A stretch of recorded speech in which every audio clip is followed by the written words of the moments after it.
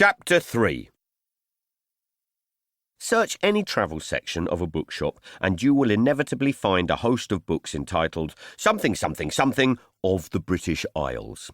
These books are normally gazetteers, involving maps or quite often grid references. The something something something of the title usually involves words like birds or cycling through. To be honest, any book with the words British Isles in the title normally involves an element of what I like to call Baden-Powell shittery. Activities in the wild that are hearty, wholesome and possibly paramilitary or survivalist. The British Isles does not exist. The British Isles does not exist. So let's just rip that particular dock leaf and cuckoo spit plaster off straight away. The British Isles is a fictional entity. You might as well call Maidenhead Hogwarts. Here's why.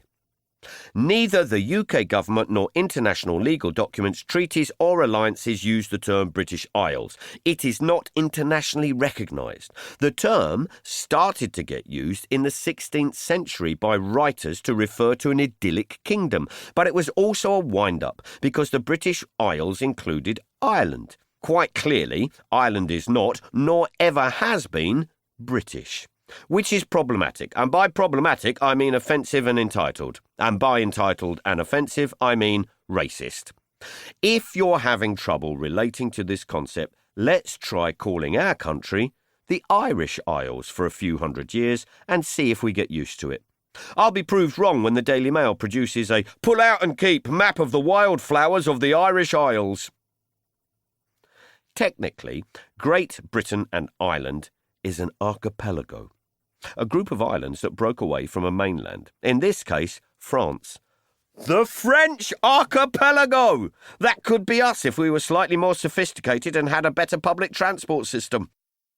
I understand this suggestion may be controversial, especially amongst those of, shall we say, a jambon complexion. So, as a compromise, I suggest we settle on what has been suggested elsewhere. The Atlantic Archipelago.